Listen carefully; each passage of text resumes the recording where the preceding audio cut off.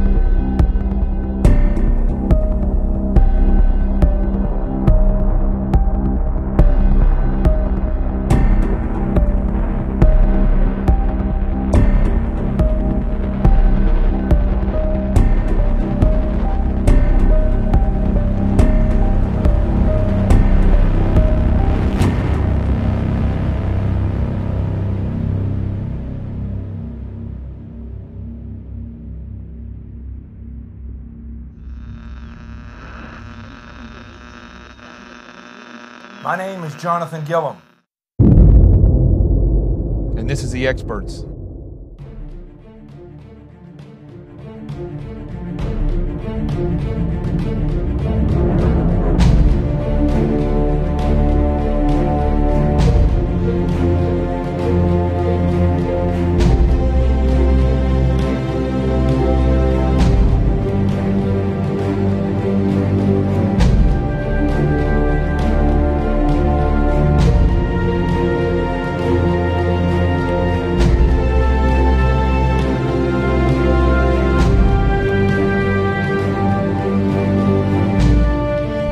This is Jonathan Gillum, and this is The Experts on Facebook Live, Twitter, and YouTube.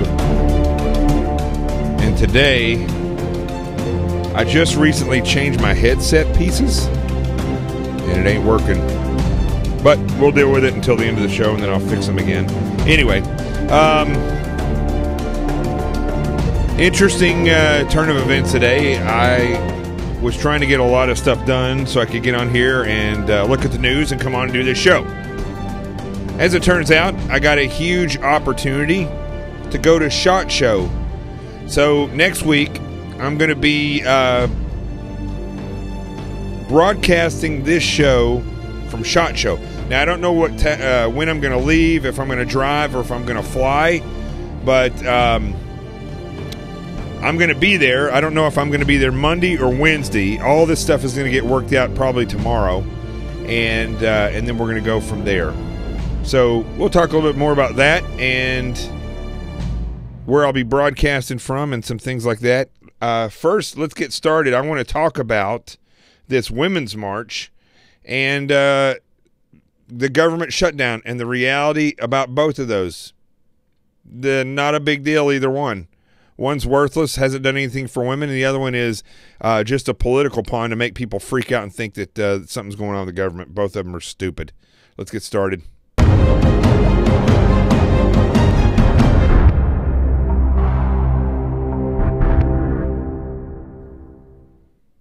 Okay, so this is going to drive me nuts the entire show.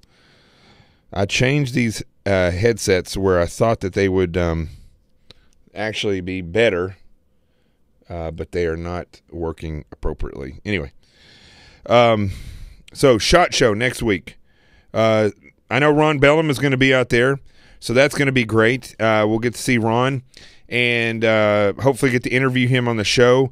Probably going to get to interview David Webb. I'll probably be a guest on his show one day, and then be operating in and around his booth.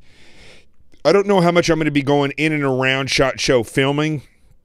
Of course, I'll have my phone with me and I'll do some phone stuff, but I'm not going to carry a big camera around with me and film stuff. But I will be able to film some stuff. I really do want to drive out there. I know that's crazy and people think it's nuts when you could fly, but first off, I love road trips, and it would be a great time to go out there and actually and just get on the road with Rico again. I'd have to drop him off at my mom's probably to be taken care of and then head on out there. And so, I don't know. I'll figure it out before long. But if you're going to be at SHOT Show, you will I'll try to set up, during the day, I'll tweet some stuff out, or I'll come up on Facebook Live and say where I'm going to be at specific times. And if you're a fan of the show and you watch this show, then perhaps one of the nights what we'll do is we can broadcast the show from somewhere and have a bunch of people come out there. I don't know who all goes to SHOT Show that watches this program, so we'll have to figure that out and then coordinate all that stuff. So if you're anywhere close to Las Vegas, then see if you can get over to SHOT Show or over to Vegas next week, and you'll be a part of that. Now, one of the things I want to talk about is something that I always talk about on this show, which is the reality of what we see in the news versus the reality of what is actually what's actually going on. I remember one time, I think I told this story before on this show. I was when they had a Liberty City Tours helicopter was flying down the Hudson River. It was on a Saturday, and a plane took off from Teterboro Airport. The transmissions got mixed up. I think the guy that was working in the tower was texting with somebody, and the manager was taking a nap or something like that. They got in trouble. Anyway, the plane comes over and down to the Hudson River, and pretty much slams down right on top of that helicopter. They're both at 1,000 feet. They both crashed, killed everybody. So I was out there and was the only FBI agent that showed up. I don't live too far away from there, so I responded to it and got on one of the dive boats with the New Jersey State Police and took pictures and collected, information that I was sending back to the operations center for the FBI in the case this might have been a terrorist incident. It wasn't. It was just a stupid accident. And I remember when they pulled the first body out of the water. I was probably, I don't know, maybe 50 feet away from where they pulled this body out of the water, and the body had no arms. And because of the impact of the water inside the helicopter, I think it was a helicopter passenger. Well, the next thing they pulled out was an arm, but when they pulled it out, they wrapped it in something, and then they put it up on the boat. Now, the helicopters from the media were not allowed to get close that day. They kept them, I don't know, at least 1.5 miles or a mile away from the scene of the accident. Of course, they got telephoto lenses and stuff, and they were zooming in. So they were reporting on the news that a baby had been pulled out of the water along with an adult. And it hit me so profoundly when I heard about this report that I already looked at the news differently because I'd been a part of other things that had happened in my career where things just were being reported absolutely incorrectly. But this really hit me. It really hit me because of the fact that they didn't know. It wasn't even speculation so much. They did not know the truth. They just saw a small object that was wrapped up versus a grown body that was coming out of the water, and they just assumed it was a baby. There was no truth to the story. They didn't verify the story. There was no validity to it. They just, hey, that's got to be a baby, right? It's wrapped up. Why would they wrap up an arm? They just, as though they're experts in rescue or recovery, they think, oh, we're just not going to hand an arm. It would be wrapped up. It's got to be a baby. It wasn't a baby. It was an arm. So when I look at things in the news like this women's march, and when you look at CNN.com, by the way, they're saying Jeff Zucker is out at CNN. He's trying to go over to ESPN now. And that makes sense because that's just as much of a communist network as CNN is. So CNN politics, women who march, the movement. And when we look at what this actually talks about here,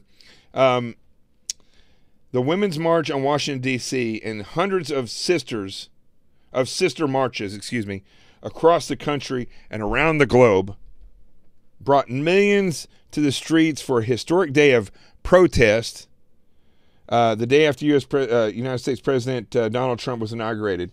When you go down here and you look at this, within here there are words used like resistance. I saw the word resistance here a second ago. Let me see where I can.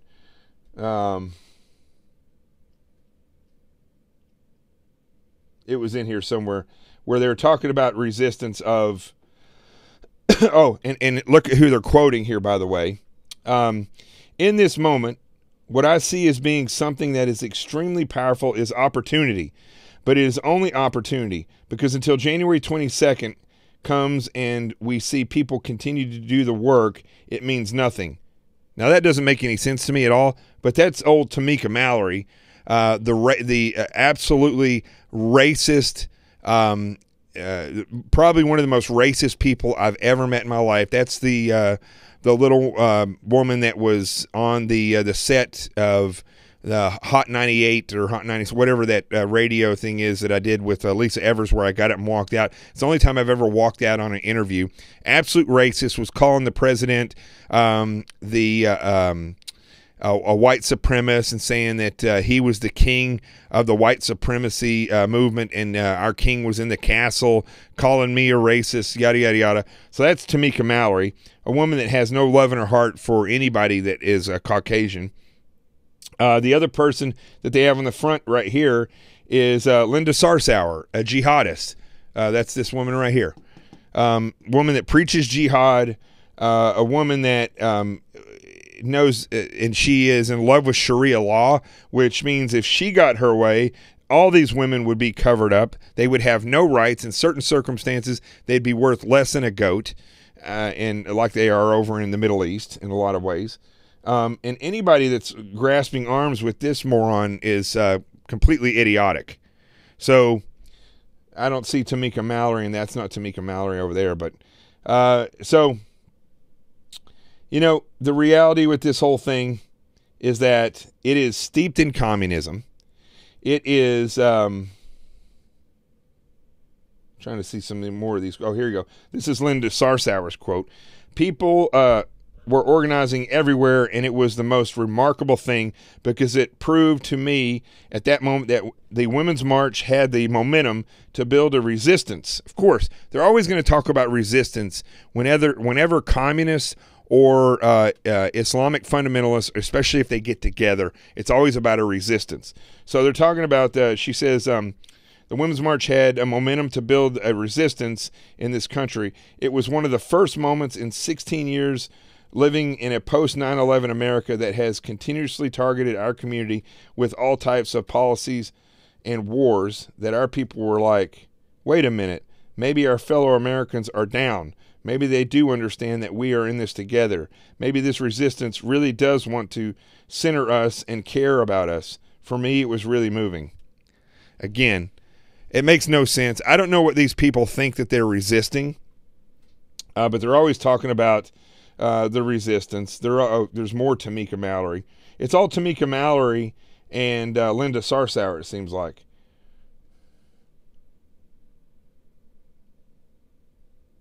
Interesting. Let's see what else she says here. We must say to our senators that if you vote yes for him, they're talking about Donald Trump, we will vote no for you.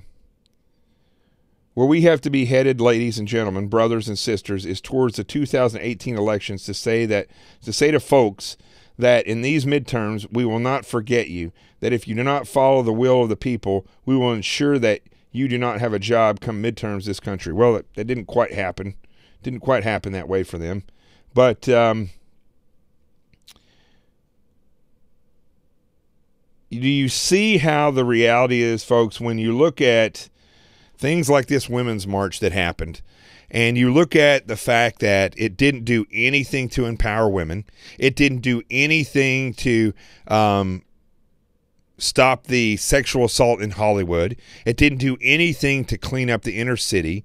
It didn't do anything to empower single moms. It didn't do anything to lessen the abortion rate. It didn't do anything to make sure that that poverty and young women and older women that are stricken by poverty, that maybe they don't have the support of a family, that they're better taken care of. Did nothing like that. It didn't do anything to lower costs so that men and women both could go to college cheaper. Didn't do anything about that.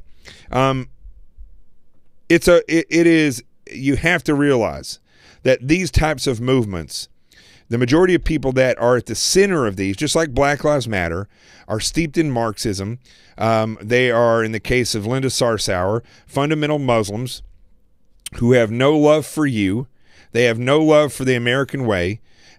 And they, in the case of Linda Sarsour, she is a jihadist who believes in Sharia law. And when you look at Tamika Mallory, she's a racist. She's a racist who hates white people and does not believe that anybody with light skin, anybody that knows me knows I hate using the terms white and black, but she believes that if you have light skin, you cannot, if you have dark skin, you cannot be a racist. That's what she believes. She said it. I sat right there in the room when she said it, because she feels as though you have to be in a position of power, and she says that white people are in a position of power. Those are her words. It just goes to prove that in this country, the American people, because they're comfortable, because they're told this is great, or they're shown shiny things, and they're saying, no, you're oppressed, you're oppressed, you're oppressed. They start to believe they're oppressed because they've never served in military or in law enforcement or any other capacity for that matter. They've never gone out of the country except to another resort or to somewhere where they could walk around and feel secure. They've never gone to Central South America, where it's third world countries and poverty and stricken and crime and danger so bad. It's you're taking your own life when you travel some of these places, taking your own life in your hands. I mean, these people have never gone out of the comfort zone to see that you can think for yourself. Not everything in the media is true. Not everything the activists tell you is true. You have the ability to empower yourself. You live in a free country. You can step up to the plate and be something great if you want to be. And it's not that safe in the rest of the world. And when we look at this type of nonsense, and we look at how people fall for this, what we see in this country is that people, because they haven't seen reality, they haven't questioned those that say the things that they want to hear. They haven't questioned the reality of the rest of the world and the truth of how dangerous the rest of the world is. They don't question that, and so they just walk blindly, and they're just told that this is the way it is. You're oppressed. You know, you need to march with us. They don't question the people that put those marches together. Just like when they turn the TV on, they don't question the level of competency of these people's resumes that tell you that this is the way it is. They don't question any of that stuff. So we've gotten to the point in this country, and I'm going to use this, and some of you may not like it. Again, I'm a Donald Trump supporter. I was supporting Donald Trump in the media long before most people were, and I'm no fan of his daughter. And I think that when she goes to the pro-life rally, the anti-abortion rally, whatever it was that Donald Trump spoke out, and she comes up there and they're reporting in the news that people were gushing over her. Listen, you can't just look at something that's shiny and beautiful and soft-spoken, and she's smart, she's well-educated, but you have to realize you're looking at a progressive when you look at Ivanka Trump. You're looking at somebody who does not think like a conservative when you look at Ivanka Trump. You're not looking at somebody who necessarily believes in what Donald Trump ran for on his platform. So I got to be honest with you, I'm really kind of sick of Donald Trump pulling the Ivanka Trump card and sticking her out there.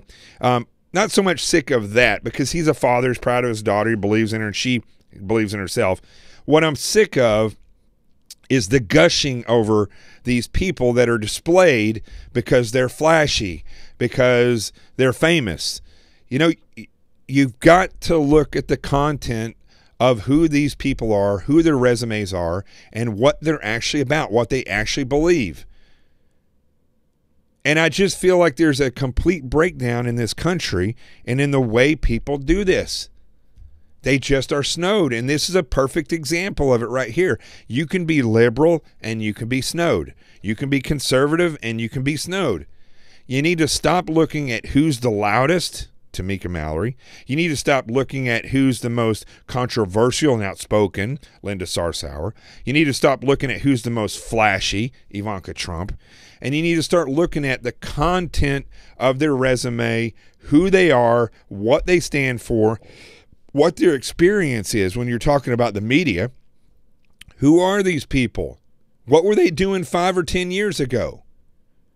You need to ask yourself that and look at it, and then take a step back and say, is this person somebody that I should be guided by? Is this person somebody that's in the know? Or are they just somebody who's showing up and being presented no differently than if I was trying to, go duck hunting, and you put a decoys out there to try to get ducks to come in there so that you can shoot them when they fly in. They see the other ducks in there. They think it's a safe spot. I'm going to go there. They're doing it. I'm going to do it. And they fly in there and they get killed. Okay.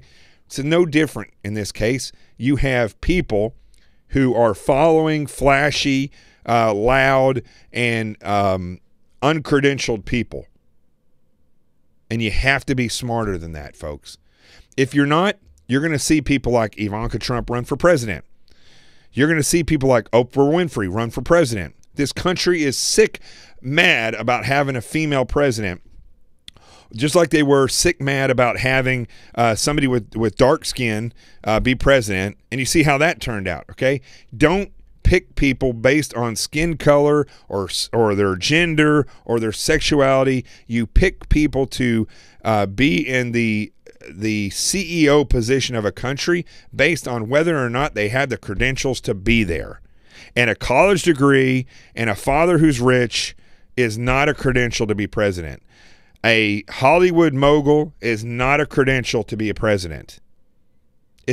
Listen, these types of people, more than the experience, they will surround themselves by the people that they know. They're not going to go out and look for subject matter experts. That's not what people on this level do. Hence, every president that's ever been in modern time. They do not go out and find people that really know how to do this stuff. They just simply, it's the same thing in government. People get to a certain level. I've seen this many, many times. They get promoted. Once they get to a certain level, they just think they know more than everybody else. And so then they surround themselves with people that they identify with, not people who know that subject better than they do, which is the way I would always pick somebody. Hey, if you haven't shared this show on Facebook, make sure you share it. If you haven't retweeted it on Twitter, make sure that you do. And make sure that if you can, follow me on Twitter, like my page on Facebook, and then go over to YouTube and subscribe to my page over there. We'll build this thing. It's going to continue to get bigger and bigger. That is, if I don't poke my eardrum out with this stupid headset I got in here. So I hope you all understand that. I'm trying to follow along with what you guys are saying here, but it's hard for me to look at all the stuff and talk at the same time. The important thing I want you to realize in this is that this Women's March is fake. Okay, it didn't do anything to empower women. It didn't do anything to bring women together. Basically, what it did was it divided a country even more, and it literally caused more divisiveness than anything else. You didn't see women walking around talking about how they need to. We all need to come together and be a more of a positive force of unity, how women can be powerful in organizing groups to go in and help with the inner city, or women who are unwed that are having babies. You didn't see any of that stuff. None of that stuff. All you saw was, we hate Trump, we're nasty women. Where, you know, one of the other great spokespeople that they had on this march was Ashley Judd. Oh boy, she's quite the stellar spokesperson there. Fruitcake, more like it. And then you had Madonna talking about blowing up the White House. Why would you put a pink hat on your head and follow these people? And the pink hat represented a vagina. That's just stupid. That's absolutely ridiculous. Why don't you do this? You want to put something on your head, go join the Marine Corps, go join the Air Force, go join the Army. Put a beret on your head that is given to you after you complete military training, and identify with warriors and people who love the country so much they're willing to give of their own freedom and their own lives in certain cases to support and defend your Constitution. You want to wear a hat? Go put that hat on. Don't put these stupid pink hats on and think that you're going to be taken seriously by anybody except each other, because even the people like this weirdo right here, they don't take you seriously. She knows what she's doing. She knows what she's doing. They're playing you guys when they do that. If you're liberal and you're watching this, that's the reality of that. So a year later, nothing has come out of this. Nothing. The Me Too thing did not come out of this. These women didn't go to Hollywood and say, stop with this sexual harassment. You didn't see these women stand up and go to Hollywood and stop Harvey Weinstein. No. You didn't see these women go to Washington, D.C. and say, we demand that the slush fund for all these sexual allegations and lawsuits that senators and congressmen are using, that money be given back to the taxpayers. You didn't see that. They didn't do any of that stuff. They didn't do anything. This was just we hate Donald Trump and we want to divide the country more, because that's what communists do. Remember, as I tried to explain to, I'm using this word a lot tonight, to the idiot in in Arkansas, his name was Greg Camp. He's a professor at Northwest Arkansas Community College for literature or something like that. The guy should be fired because he's nasty to people in general, very nasty to women on Twitter, calls Trump supporters idiots and stupid, called conservatives morons, and people who watch Fox News idiots or stupid or morons. He used the same word over and over again. That's the kind of guy that you want teaching young adults at Northwestern Arkansas Community College. I mean, in Bentonville.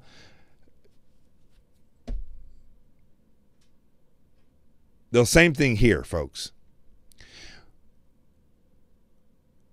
This is just pure stupidity when we look at these people, and when we look at the reality of how these people are, how they interact. When we look at the words progressive, progressive socialist, progressive Democrat, socialist, or communist, you have to remember, It's all the same, folks. These people in Hollywood that like to use the word progressive, or in the Democratic Party progressive, if you don't know what you're talking about, you need to stop using that word. Even the word liberal or conservative, they don't really mean anything. You're either an effective person or you're not. You either need to start looking for effective solutions, realistic solutions, or you could call yourself a liberal or conservative. The fact is, you're worthless.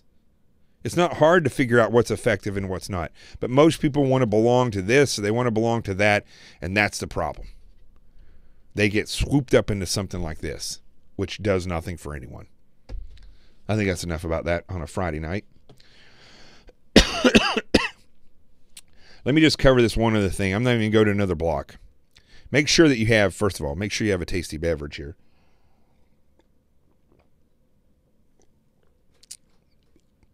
I really think Corona Light should sponsor this show. So, get your tasty beverage. We're going to go to the Truth Zone in just a minute, and we'll have our Friday night toast. But let me just say this about the government shutdown. I said it on Sean Hannity's radio show earlier. It's nothing, folks. It's a made up. Listen. They have to pass a budget. There will be a budget passed. This is just something that makes them. It gives them viability. It gives them not even really leverage so much as it. Politicians use this so much to scare people and to make them think that they're going to shut the government down. Because everything's going to collapse. Nothing's going to collapse. The people who have to fight crime, the people who have to keep our national security safe, they're still going to be working. There's some support staff members that won't be considered absolutely necessary to be there. I'm forgetting the word now that they use. And nothing's going to happen in the government. It's not going to collapse. Nothing bad is going to happen. These people will not get paid for a couple days, and then they'll get back paid eventually. That's the way that works. So it's nothing. It's just for show. It's just simply a way for politicians to keep themselves relevant and to, in this case, they're fighting about DACA, and so they're trying to go back and forth to delay stuff so that they can get their DACA vote or whatever. Even that, nobody's really working anything out in a way that's effective. We talked about that earlier this week. Non-essential. Thank you very much. Thank you, Joe. The reality is, I wish the president would turn around and say everybody's essential and you have to report to work. I wish he would do that. I don't know if he can do that, but I wish he would do it. And either way, don't get wrapped up in this. Don't buy into the news hype. Don't buy into any of that stuff, because the reality is it's nothing. It's going to be a couple days. Certain people don't get paid. Then they'll get back paid, and then we'll be right back on track wasting money like we always do. But what it is, I'll tell you what is an insulting thing, is that they will play games with this country. And in certain cases, a lot of investigations do slow down during this period of time because of this. But they play games with our national security and with our government so that they can get their own little piece of the pie pushed forward. And they, instead of sitting down and working these things out and getting stuff done, what we have is two competing private companies, the Democratic and Republican committees. And I don't know if you realize this. When they go back and forth about this, they're arguing not to get things fixed. They're arguing to get whatever they want into these bills so that their constituents can get paid off, so that they can, in certain cases, get more illegals in the country so they can actually get more votes, because these people, they want them to become American citizens so they can get more votes from them. The whole thing is a game, and none of it has to do with the national security or what's best for this country. None of that stuff. It's all, somebody just on Twitter just wrote party before country. That's absolutely what it is. So we got a lot of stuff in this country in politics that is absolutely out of control. But one thing about when you see these threats of government shutdown, one thing that you can realize, well, a couple things. One, nothing really bad's going to happen. And two, this is another trick of people that are trying to get what they want, not what the country needs. Remember that. So hold on a second here. I got to block somebody here. Block. There you go. I hate when somebody comes on Twitter and just says Trump's an idiot. You know, that's the problem with social media is people don't validate what they're saying. They just figure they can just come up and just and people just buy off on it. And a lot of times, as I was just showing you, maybe they do. Actually, they do. And it's just stupidity all the way around. Anyway, I can't thank everybody enough again for all the support with the book, Sheep No More, The Art of Awareness and Attack Survival. If you haven't ordered it, go order it. If you have ordered it, you'll probably be getting it here pretty soon. I think mine just came in the mail today. It's downstairs. I haven't got it yet. Yeah, I went ahead and that day that I told everybody to go order one, I ordered one. I wasn't going to make you guys do it and not do it as well.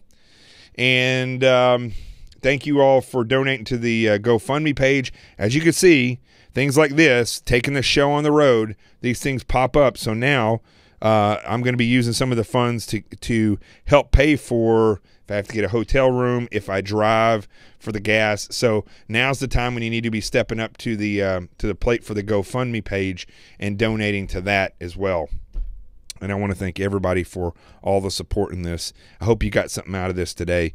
Today was a little bit different than yesterday. Still 2 slow days, I think, in the news. Things are progressing, but I can't wait till this memo comes out about the FISA, misuse of the FISA court and these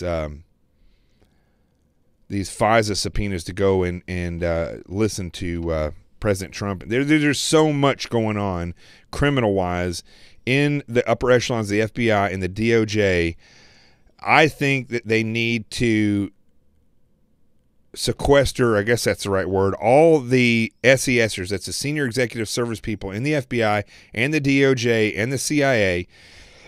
Actually, just tell you the truth, all the intel and law enforcement agencies, the senior executive service members need to be sequestered in Washington, D.C., and they need to be held while all of the agents and investigators that do the investigating for in like the FBI, or just have the FBI do it, where the FBI goes in and investigates all of them to see if what's happening in the FBI and the DOJ is repeated in other agencies. I can guarantee you the ATF, the way that they were used by the Obama administration, the IRS, there's going to be so many of these agencies that will fall under criminal, potentially RICO statutes where they're working and functioning as a criminal enterprise to do this, to do their nefarious activities. I think that it could be proven. I really do. One last thing before we go to the Truth Zone. Actually, let's go to the Truth Zone, and I'll talk about this in the Truth Zone. Make sure that you get your drink, and let's have the Friday night toast.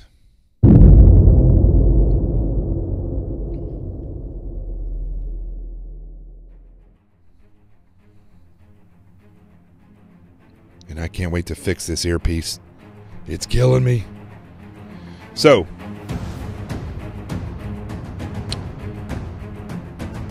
the CQRF. I keep having a lot of people asking me about the CQRF. What is the CQRF? Well, last year, I don't even remember what date it was, I came up with an idea just on a whim. It was just like this. I literally was talking and I came up with this idea. I wrote down Constitutional Quick Reaction Force, and I showed it to everybody. I don't know if you remember that. Hashtag CQRF. I came up with the idea because I had several people. I always talk about unity and dialogue on here. Dialogue leads to unity. Unity leads to strength.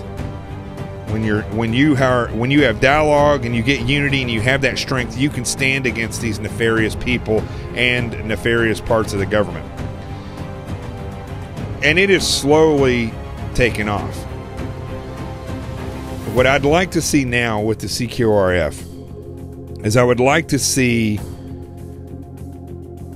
a growth because of word of mouth, because we start putting stuff out there. If you write for any publication, put hashtag CQRF on there. When you go certain places, if you go to a political rally and you sign in, sign your name, hashtag CQRF.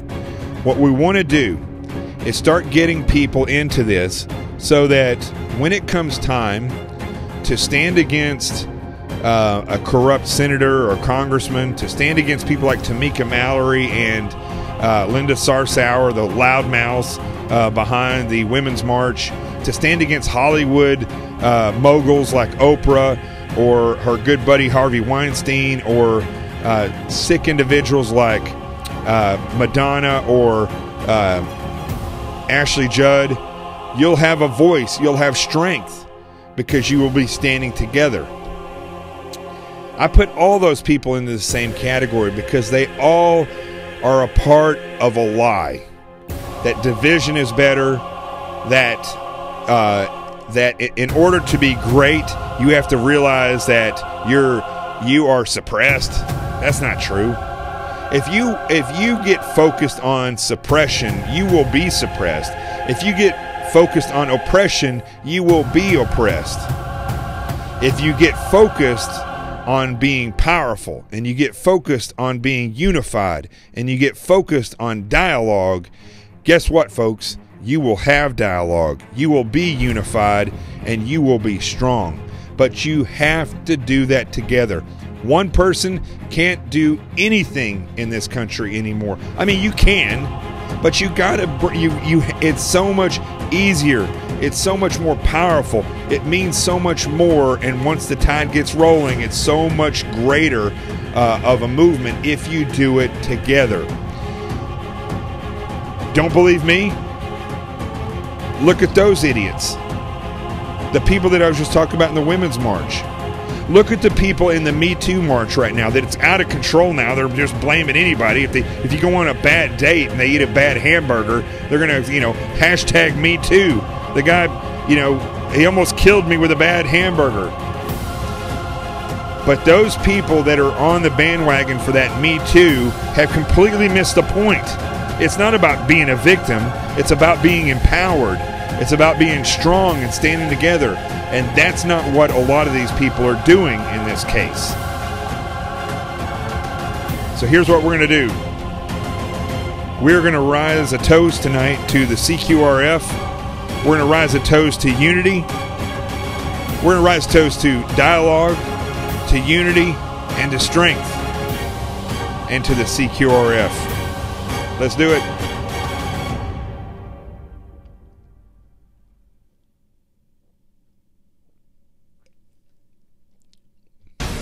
I'll drink the rest of it later.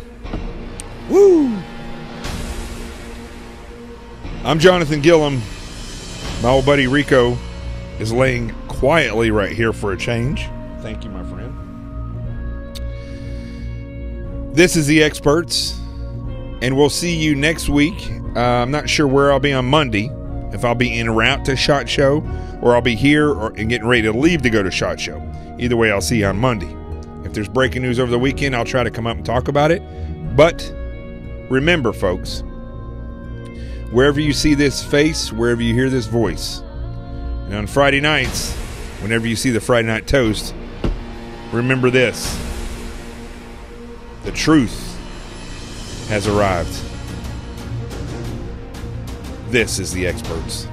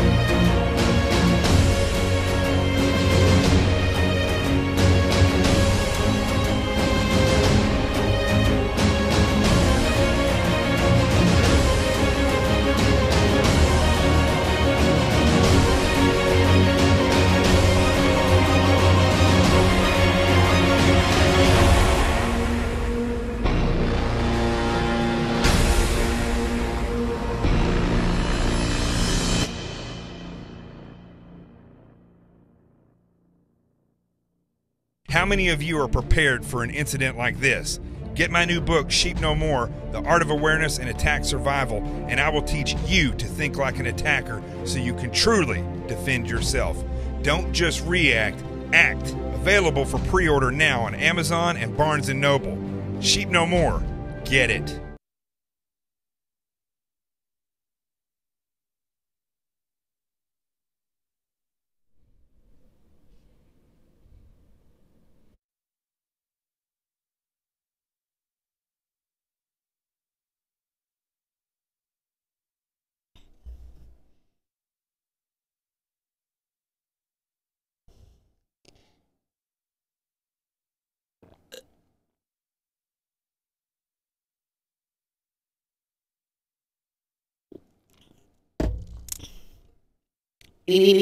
That's all, folks.